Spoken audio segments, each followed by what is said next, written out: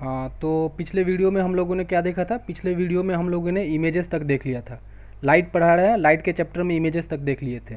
उतना तक ध्यान में है, ध्यान में रहना चाहिए। नहीं तो क्या करेंगे पता ही है ना, दिमाग तोड़ देंगे हम अच्छी तरीक़े से। चलो आगे बढ़ते हैं। आगे में क्या आता है? Concave mirror. कॉनकेव मिरर कैसा रहेगा मालूम है ना? हाँ, कॉनकेव मिरर इनसाइड साइड जो रहेगा, इनसाइड साइड जो रहेगा ना, उस वहाँ से रिफ्लेक्शन होगा, और आउटसाइड पार्ट पे जो कर्व्ड पार्ट है वहाँ पे कोटिंग रहेगा। समझ में आ गया? हाँ।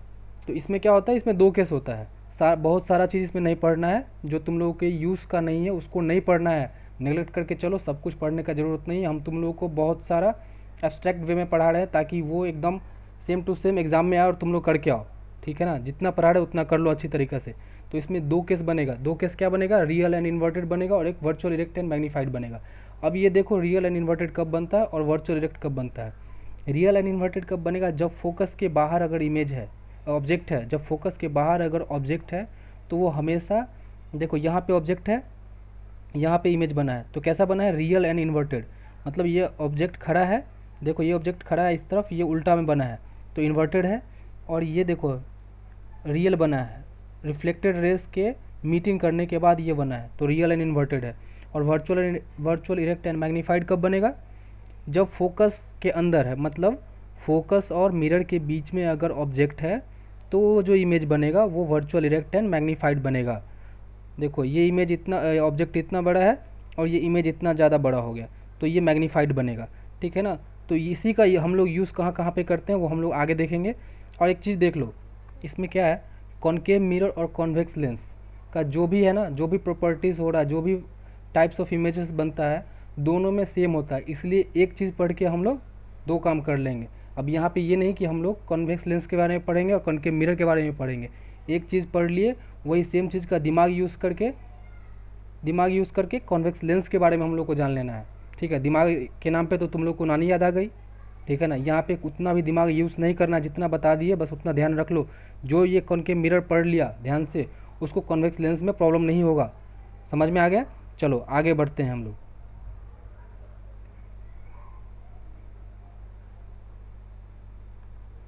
आगे कौन सा है टॉपिक? तो आगे आ गया यूसेस ऑफ कॉनकेव मिरर। कहाँ कहाँ पे हम लोग यूज़ करते हैं कॉनकेव मिरर को। ठीक है? तो कहाँ कहाँ पे यूज़ करते हैं कॉनकेव मिरर? ये हम लोग सेविंग मिरर में यूज़ करते हैं, अपना चेहरा चमकाने के लिए ना, सेविंग जब करने के लिए जाते हैं तो यूज़ करते हैं। हाँ लड़कों, तुम लोग तो बहुत सेविंग करते हो। हाँ, अपना चेहरा बस सिर्फ ना मत चमकाया करो, अपना दिमाग भी चमकाया करो, पढ़ाई लिखाई किया करो अच्छे से। चलो, और कहाँ पे यूज़ होता है ये बाय डेंटिस्ट, मतलब दांत के डॉक्टरों के द्वारा भी ये यूज़ किया जाता है। क्यों?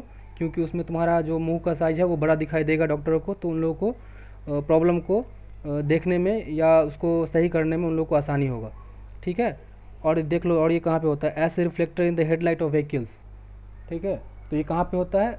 हेडलाइट जो होता है ना, ताकि वो रिफ्लेक्टर का काम करे, तो वहाँ पे जो यूज़ होता है, कौन सा मिरर होता है? वो एग्जैक्ट मिरर नहीं यूज़ करते हैं, बट उसी का हम लोग सब्स्टिट्यूट यूज़ करते हैं, तो वो रिफ्लेक्टर के लिए काम करता है। ठीक है ना? हेडलाइट्स ऑफ द व्हीकल्स में सबसे इंपॉर्टेंट कहाँ पे यूज़ करते हैं? यहाँ पे बहुत सारे बच्चे कंफ्यूज कर जाते हैं। सोलर कुकर, जैसे बहुत सारे एग्जाम में अभी तक आया सोलर कुकर, तो यहाँ पे हमेशा क्या ध्यान देना है कि हमेशा कॉनकेव मिरर होता है। लेकिन कुछ चूतियों वहाँ पे भी कॉन्वेक्स मिरर मार के आएंगे, इतना पढ़ा देने के बाद भी वहाँ पे कॉन्वेक्स मिरर आएंगे, मार के आएंगे। लेकिन क्या मारना है तुम लोगों को? तुम लोग को कॉनकेव मिरर मार के आना है। ठीक है? चलो आगे बढ़ते हैं, आगे आते हैं कॉन्वेक्स मिरर पे। तो कॉन्वेक्स मिरर में क्या होता है? कॉन्वेक्स मिरर में अभी कुछ फालतू चीज़ नहीं पढ़ना हम लोग को। कॉन्वेक्स मिरर में क्या करना है? ये हमेशा ना वर्चुअल इरेक्ट एंड डिमिनिस्ड बनाएगा। डिमिनिस्ड मतलब कि छोटा बनाएगा। देखो अब यहाँ पे ध्यान दो, ये ऑब्जेक्ट है, ये ऑब्जेक्ट है, और ये देखो यहाँ पे फोकस है इसका। तो ये जब भी इमेज बनाएगा ना, ठीक है, जब भी ये इमेज बनाएगा तो ये हमेशा छोटा बनाएगा, वर्चुअल एंड इरेक्ट बनाएगा। समझ में आ गया? ठीक है ना? हमेशा इस साइड इमेज बनेगा, मीटिंग ऑफ रेस से नहीं बनेगा। रिफ्लेक्टेड रेस के जो मीटिंग होता है ना यहाँ पे, उससे नहीं बनेगा, यहाँ पे प्रोजेक्टेड रेस से बनेगा। ठीक है ना? जो रिफ्लेक्टेड रेस हो गया, जैसे ये हो गया रिफ्लेक्ट, लेकिन यहाँ पे इसका प्रोजेक्शन है ना, तो प्रोजेक्शन रेस के मीटिंग से वो बनेगा, इसलिए उसको क्या बोलेंगे? वर्चुअल बोलेंगे। और इरेक्ट एंड डिमिनिस्ड मतलब छोटा बनेगा। कॉन्वेक्स मिरर में हमेशा छोटा इमेज बनेगा। और ये कहाँ कहाँ पे यूज़ होता है? ये साइड मिरर ऑफ व्हीकल्स में होता है। सब लोग देखो होगे ना, बाइक्स में या कार में कहीं भी ये यूज़ होता है। उसमें लिखा रहता है ना, objects in the mirror are closer than they appear, या फार्दर देन दे अपीयर, तो वहाँ पे किस मिरर का यूज़ होता है, वहाँ पे कॉन्वेक्स मिरर का यूज़ होता है। समझ में आ गया? हाँ, अब चलो आगे। आगे क्या है, images type similar to concave lens, ठीक है ना। अब इसमें क्या होता है ना, अगर ये हम लोग पढ़ लिए कॉन्वेक्स मिरर के बारे में, तो कॉन्केव लेंस के बारे में पढ़ने का ज़रूरत नहीं है। सेम टू सेम प्रॉपर्टी जो है किसका है, कॉन्केव लेंस का है, ठीक है, कोई दिक्कत नहीं है। चलो आगे बढ़ते हैं। आगे में क्या है, प्लेन मिरर, ठीक है। प्लेन मिरर से क्या है ना, सबसे इम्पोर्टेंट, प्लेन मिरर तो सब जानते हैं हम लोग, अपना बहुत बॉडी देखते हैं, अपना सब कुछ देखते हैं, बहुत जगह हम लोग घर में यूज़ भी करते हैं, प्लेन मिरर ही यूज़ करते हैं। तो प्लेन मिरर में होता क्या है, ये हमेशा वर्चुअल एंड इरेक्ट इमेजेस बनाएगा, वर्चुअल एंड इरेक्ट इमेजेस बनाएगा। यहाँ पे ध्यान दो, ना तो डिमिनिश्ड है ना तो इनलार्ज्ड है, ठीक है ना, वर्चुअल एंड इरेक्ट इमेजेस बनाएगा। और क्या है इसका property, size of the image equal to size of the object, size of the image जो है साइज ऑफ द ऑब्जेक्ट के बराबर होगा, ठीक है, इसमें कोई दिक्कत नहीं है। यहाँ पे देख लो डायग्राम है, ये मिरर है, ठीक है, ये ऑब्जेक्ट है, इसका जो साइज़ है ना वो यहाँ भी इसका साइज ही होगा, सेम टू सेम साइज होगा। और इमेज जो डिस्टेंस है, जो डिस्टेंस ए है वो डिस्टेंस बी इक्वल होगा, कोई दिक्कत नहीं है। सिंपल सा था, इतना तो सबको मालूम होता है। अब देखो इंपॉर्टेंट क्या है, यूसेस ऑफ प्लेन मिरर। सब तो जानते हैं convex mirror, concave mirror hard है, प्लेन मिरर को सबको लगता है कि हमको आता है, लेकिन एक्चुअली गलती वहाँ पे प्लेन मिरर में ही कर जाते हैं। जैसे ही पूछ देता है कि प्लेन मिरर का यूसेस पेरिस्कोप में होता है ना, पेरिस्कोप वो कहाँ पे यूज़ होता है, वो सब मेरिन्स में होता है, उसमें कौन सा फिनोमिनन का यूज़ होता है या उसमें कौन सा मिरर यूज़ होता है, तो वहाँ पे बच्चे अपना मतलब पूरा भूल जा रहे हैं कि क्या करना है, क्या वो क्या पूछ दिया, ये तो समझ में नहीं आ रहा है। तो याद वहाँ पे क्या रखना, वहाँ पे प्लेन मिरर यूज़ होता है, समझ में आ गया। और एक चीज़ देख लो, प्लेन मिरर क्या किस प्रिंसिपल पे यूज़ होता है, रिफ्लेक्शन के प्रिंसिपल पे यूज़ होता है।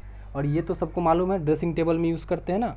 हाँ, तुम लोग अपने आप को सुंदर दिखने के लिए, हाँ बस सिर्फ सुंदर ही तो दिखोगे, पढ़ाई लिखाई तो कभी करोगे नहीं। पढ़ाई लिखाई करने के नाम पे क्या हो जाता है, हाँ बाल खड़े हो जाते हैं, करंट लग जाता है शरीर में, झंझनाहट हो जाती है ना तुम लोगों को।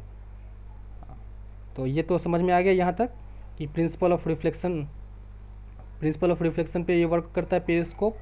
चलो अब एक बात बताओ, इंपॉर्टेंट बात क्या है, ये क्वेश्चंस बहुत सारे बहुत बार आता है पेपर में, ठीक है, कि जो कोटिंग ऑफ रेड कलर जो होता है, कोटिंग जो होता है पीछे मिरर के या आईना के पीछे, जब भी आईना को जब तुम खोलोगे या कभी देखोगे पीछे से शीशा को, ठीक है, जब शीशा को देखोगे तो उसके पीछे एक रेड कलर का कोटिंग होता है। वो रेड कलर का कोटिंग मतलब कौन सा उसमें एलिमेंट रहता है, कौन सा वो कंपाउंड है, तो वो आयरन ऑक्साइड है, ठीक है ना। वो जो केमिकल रहता है वो आयरन ऑक्साइड से हम लोग कोटिंग करते हैं, ठीक है, समझ में आ गया, कोई दिक्कत नहीं है ना। तो आगे बढ़े हम लोग, आगे बढ़ते हैं हम लोग। अब आ जाते हैं रिफ्रैक्शन पे, ठीक है, रिफ्रैक्शन पे।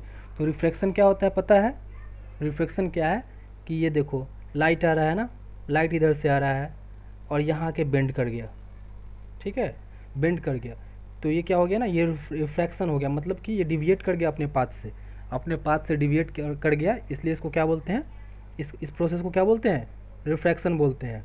अपने पाथ से डिविएट कर गया ना, हाँ, तो इस प्रोसेस को हम लोग क्या बोलेंगे, रिफ्रैक्शन बोलते हैं, ठीक है ना। अब इसमें होता क्या है रिफ्रैक्शन में, देखो the deviation of light when it passes from one medium to another and vice versa, one medium to another and vice versa, मतलब कि इंसिडेंट रे ये अनदर मीडियम है, ठीक है ना, ये सब्सटेंस वन है, मतलब मीडियम वन है, ये मीडियम टू है, ये डेंसर मीडियम है, ये रेयरर मीडियम है, ठीक है। तो जब भी यहाँ से पास करेगा कोई लाइट तो ये हमेशा डिविएट करेगा, या इधर से भी अगर पास करेगा तो इधर से भी डिविएट करेगा। अगर एक मीडियम से दूसरे मीडियम में पास करेगा तो लाइट डिविएशन होगा, और उस डिविएशन को ही क्या बोलते हैं हम लोग, रिफ्रैक्शन बोलते हैं, ठीक है ना। और ये क्यों होता है, ये इसलिए होता है क्योंकि वो मीडियम का डेंसिटी अलग अलग है, तो वहाँ पे speed of the light change हो जाता है। समझ में आ गया ना, जब बाइक चलाते हो कभी जहाँ भीड़ रहता है वहाँ पे क्या होता है, हम लोग का स्पीड स्लो हो जाता है ना, या वहाँ पे और स्पीड करते हो। हाँ, कुछ चूतिए हैं जो वहाँ पे भी स्पीड करते हैं, हाँ, तो उन लोगों को पुलिस अच्छे से पिछवाड़े में डंडा देती है ना। हाँ, तो इसलिए स्पीड ऑफ द लाइट वहाँ पे क्या होता है, वहाँ पे चेंज होगा, speed of the light very करने की वजह से वो डिविएट करता है अपने पाथ से। और एक चीज़ देखो इंपॉर्टेंट बात यहाँ पे क्या है, ये बहुत सारे एग्जाम में पूछ देगा, अगर टफनेस हल्का सा बढ़ा दिया ना तो ये क्वेश्चन पूछ देगा तुमसे, frequency remain same but wavelength changes. ये याद कर लो, ये नोट डाल के याद कर लो अच्छी तरीके से, कि जब भी वो लाइट चेंज करता है, ठीक है, फ्रीक्वेंसी सेम रहता है लेकिन उसका वेवलेंथ में चेंजेस आ जाता है। समझ में आ गया, जैसे वो डेंसर मीडियम से रेयर मीडियम में गया या रेयर से डेंसर मीडियम में गया, उसका फ्रीक्वेंसी हमेशा सेम रहेगा लेकिन वेवलेंथ में चेंजेस आ जाएगा। ठीक है, अब देखो एक चीज़ देखो, जब वो रेयरर से डेंसर मीडियम में जाएगा तो क्या होगा, रेयरर से डेंसर मीडियम में जाएगा तो क्या होगा, वो टुवर्ड्स नॉर्मल वो बेंड कर जाएगा। और अगर डेंसर से रेयरर मीडियम में जा रहा है तो क्या होगा, नॉर्मल से दूर भागेगा। ठीक है, नॉर्मल से दूर भागेगा। ठीक है ना, समझ में आ गया, क्लियर है, याद रहेगा ना। चलो आगे बढ़ते हैं। अब लॉस ऑफ रिफ्लेक्शन के बारे में पढ़े थे, इसमें भी लॉ है, इसमें भी दो लॉ है। उसमें भी क्या था, इंसिडेंट रे, रिफ्रैक्टेड रे, यहाँ पे रिफ्लेक्टेड नहीं है, refracted ray and normal all lie in the same plane, सब सेम प्लेन में लाई करेंगे। ठीक है, ये तो रिफ्लेक्शन में भी था, लॉ ऑफ रिफ्लेक्शन में भी था, और ये इसमें भी है। और ये दूसरा क्या है, स्नेल्स लॉ, ये इंपॉर्टेंट है। स्नेल्स लॉ में क्या पूछ देगा, स्नेल्स लॉ तुम लोगों से कभी पूछ देगा कि sine i by sine r ही रिफ्रैक्टिव इंडेक्स बोलते हैं इसको। ये कोई सा भी मटेरियल के लिए कांस्टेंट होता है, ये हमेशा ये कांस्टेंट है, ये कोई सा भी मटेरियल के लिए कांस्टेंट होता है।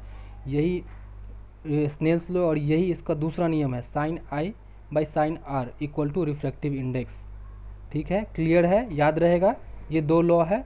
और रिफ्लेक्शन में क्या था, angle of incidence equal to angle of reflection. लेकिन यहाँ पे तो इक्वल नहीं है ना, यहाँ पे ये देखो आई ज़्यादा है, ये डेंसर मीडियम, रेयर मीडियम से डेंसर मीडियम में आया है ये लाइट, तो ये नॉर्मल के पास आ गया है। तो यहाँ पे देखो ये आर का वैल्यू, ये angle of R equal less than angle of I है। ठीक है ना, तो यहाँ पे इक्वल नहीं होता, लेकिन रिफ्लेक्शन के केस में क्या होता है, angle of i equal to angle of r होता है। ठीक है, क्लियर है, कोई डाउट नहीं है, अच्छी तरीक़ा से पढ़ा रहे हैं, अच्छी तरीक़ा से याद करना। ठीक है, हाँ, कोई गलत सलत याद मत करना। चलो, और रिफ्लेक्शन का एप्लीकेशन क्या क्या है, bending of stick in water, ये तो सबको मालूम है। Bending of stick in water, अगर स्टिक को एक बाल्टी में हम लोग डुबाते हैं तो वो देखने में हल्का सा तिरछा लगता है, लेकिन वो तिरछा होता है क्या, नहीं होता है, तो वो एपियर होता है ऐसा। Pond appears less deep, pond भी हम लोग को कम डीप दिखा देता है, क्योंकि जब ऊपर से देखते हैं तो हम लोग को थोड़ा सा ऊपर दिखा देता है, वो हम लोग को कम गहरा दिखा देता है। ट्विंकलिंग ऑफ स्टार्स, ये सब रिफ्लेक्शन का एप्लीकेशन है। ठीक है, कोई दिक्कत नहीं है। अब देखो, अब हम लोग आ जाते हैं टोटल इंटरनल रिफ्लेक्शन पे। रिफ्लेक्शन खत्म हो गया, रिफ्लेक्शन खत्म हो गया, अब आ गए हम लोग कहाँ पे, टोटल इंटरनल रिफ्लेक्शन पे। ठीक है, तो टोटल इंटरनल रिफ्लेक्शन क्या होता है, टोटल इंटरनल रिफ्लेक्शन होता है जब लाइट खुद ब खुद जिस मीडियम से है ना उसी मीडियम में वापस आ जाए, जिस मीडियम से जा रहा है। सपोज डेंसर टू रेयर में जा रहा है ना, डेंसर टू रेयर में ही होगा। ठीक है ना, डेंसर टू रेयर में ही इसका कंडीशन ही है, जब डेंसर से रेयर में जाए और वापस वो बिना कोई रिफ्लेक्टिंग सरफेस लगाए वो खुद से खुद मुड़ जाए, खुद बे खुद वो मुड़ जाए डेंसर मीडियम में ही, तो उस कंडीशन को क्या बोलेंगे, उस कंडीशन को क्या बोलते हैं, हाँ, उस कंडीशन को बोलते हैं हम लोग टोटल इंटरनल रिफ्लेक्शन। अब इसका दो कंडीशन होता है, ये हमेशा light denser to rare medium में जाना चाहिए। देखो ये हमेशा जब भी लाइट जा रहा है वाटर से जा रहा है, वाटर से एयर की तरफ जा रहा है, मतलब वाटर डेंसर है, एयर जो है रेयर मीडियम है, तो ये हमेशा ये कंडीशन तो होना ही चाहिए। और दूसरा कंडीशन क्या है, एंगल ऑफ इंसिडेंस जो है ना हमेशा ग्रेटर होना चाहिए एंगल ऑफ क्रिटिकल एंगल से। अब क्रिटिकल एंगल क्या है, अब देखो समझाते हैं। ये θ1 है ना, ये θ1 सपोज कुछ भी है, तो अभी ये लाइट क्या हो रहा है, जैसे ही ये पास कर रहा है तो अवे फ्रॉम नॉर्मल ये निकल गया। ठीक है ना, तो जैसे ही लाइट को यहाँ पे थीटा को धीरे धीरे हम बढ़ाएं कि मतलब फिर यहाँ से हम लोग पास करते हैं लाइट ना, तो ये इसके पैरेलल ही आ जाता है, इसके पैरेलल ही आ जा रहा है, तो इस एंगल को ही हम लोग क्रिटिकल एंगल बोलते हैं। ठीक है, क्रिटिकल एंगल बोलते हैं। अब क्या होगा ना, अब थोड़ा सा एंगल भी हम अगर बढ़ाते हैं ना, थीटा को थोड़ा सा भी इधर बढ़ाते हैं तो क्या होगा, वापस ये खुद से इसी मीडियम में वापस आ जाएगा। इसी कंडीशन को हम लोग बोलते हैं टोटल इंटरनल रिफ्लेक्शन। समझ में आ गया, हाँ, दिमाग में बिठा लो टोटल इंटरनल रिफ्लेक्शन। तुमको जो पढ़ा रहे हैं ना वो भी तुम्हारे दिमाग में टोटल इंटरनल रिफ्लेक्शन की तरह घूमते रहना चाहिए बात, अगर भूल गए फिर जूता देंगे हम। ठीक है, समझ में आ गया, कोई दिक्कत नहीं है। चलो अब example of total internal reflection देखते हैं। Example of total internal reflection में क्या क्या है, मिरर फॉर्मेशन, पता है ना कहाँ पे मिरर फॉर्मेशन होता है, हाँ, looming, sparkling of diamond, optical fibre में तो यूज़ होता ही है, ये तो सबको मालूम है, अब कोई गलती नहीं करोगे ना। हाँ, वो जो रोड पे दिखाई देता है ना, रोड पे कभी कभी लगता है कि पानी है, लेकिन वहाँ पे पानी होता नहीं है, जब गाड़ी से जाते रहते हैं, वो गर्मी के सीज़न में होता है, वो यही टोटल इंटरनल रिफ्लेक्शन का ही वजह से होता है। समझ में आ गया, क्लियर है। हाँ, अब आते हैं हम लोग लेंस पे। ठीक है, लेंस पे आ गए। अब बताओ लेंस में क्या क्या चीज़ है, कॉन्वेक्स लेंस है, बताए थे ना, convex lens, converging power, concave lens का डाइवर्जिंग पावर होता है। हाँ, कॉन्वेक्स लेंस का क्या है, कन्वर्जिंग पावर। कॉन्वेक्स लेंस कैसा होगा, दोनों साइड से बज्ड आउट होगा, तो वो क्या करेगा, कन्वर्ज करेगा लाइट्स को, उसके थ्रू लाइट जो पास करेगा वो कन्वर्ज करेगा। कॉनकेव लेंस कैसा होगा, दोनों साइड से वो, हाँ दोनों साइड से अंदर की तरफ धंसा होगा ना, तो वो डाइवर्ज करेगा। ठीक है, क्लियर है। और पावर ऑफ द लेंस क्या होता है, power equal to 1/f। F क्या है, फोकल लेंथ है। फोकल लेंथ क्या चीज़ का, लेंस का एफ मतलब फोकल लेंथ, और ये हमेशा मीटर में होगा, और इसका यूनिट क्या होगा, डायोप्टर होगा। ये क्वेश्चन बहुत सारे एग्जाम में आता है, unit of lens, power of lens को क्या बोलते हैं, तो unit of power of lens को क्या बोलते हैं, डायोप्टर बोलते हैं। भूलोगे नहीं ना, हाँ भूलना नहीं, अगर भूल गए फिर क्या करेंगे, जूता लगाएंगे। हाँ ठीक है, याद रखना, ये क्वेश्चन आ जाता है बहुत सारे पेपर में, ये इंपॉर्टेंट है। यूनिट या ये भी पूछ देगा, P equal to power of the lens क्या होता है, 1/f, और f क्या चीज़ में रहेगा, तो मीटर में रहेगा। दिमाग में बिठा लिया ना, हाँ भूलना नहीं चाहिए, बस हम यही चाहते हैं, दिमाग से उतरना नहीं चाहिए। दिमाग से उतर गया फिर हम उतार देंगे अच्छी तरीके से। अब चलो, अब हम लोग किस टॉपिक पे आ गए, हम लोग अब आई पे आ जाते हैं। आई पे भी क्वेश्चंस आ जाते हैं। और एक बात याद रख लो चूतियो, एक बात याद रख लो, अच्छी तरह से दिमाग में बिठा लो, लाइट इंपॉर्टेंट चैप्टर होता है फिजिक्स में। अगर कोई सा भी एग्जाम जाओ, अगर तुम लोग से साइंस में से आ रहा है, जीएस में से आ रहा है अगर साइंस, तो साइंस में वो फिजिक्स में पूछेगा ही क्वेश्चन। अगर फिजिक्स से पूछ रहा है तो लाइट से 1-2 क्वेश्चन रहेगा ही। ठीक है, समझ में आ गया। अब देखो लाइट किस प्रिंसिपल पे काम करता है, तो लाइट रिफ्रैक्शन के प्रिंसिपल पे काम करता है। समझ में आ गया, रिफ्रैक्शन, क्योंकि हमारे आँख में कौन सा लेंस है, आँख में लेंस है ना, तो लेंस क्या चीज़ पे है, रिफ्रैक्शन पे काम करता है। एक मीडियम से दूसरे मीडियम में लाइट पास करेगा, इसलिए रिफ्रैक्शन के प्रिंसिपल पे काम करता है। अब एक बात बताओ, लाइट का आई का जो रेंज कितना से कितना है, 25 सेंटीमीटर टू इन्फिनिटी है। मिनिमम जो है 25 सेंटीमीटर तक हम लोग, 25 सेंटीमीटर की दूरी पर ही हम लोग कुछ देख सकते हैं, पढ़ सकते हैं। ठीक है ना, अच्छी तरीक़ा से देख तो सकते ही हैं, लेकिन अच्छी तरीक़ा से दिखाई देख लिया हम लोग को पता चले क्या चीज़ है, तो वो 25 सेंटीमीटर टू इन्फिनिटी है। क्लियर है। चलो अब देखो, अब आँख में क्या क्या होता है, जो पूछ रहा है ना वही चीज़ बता रहा है। आँख के बारे में बताने नहीं जाएंगे, हमें ऑपरेशन नहीं सिखाना है, ठीक है ना, हमें मतलब है एग्ज़ाम निकालने से।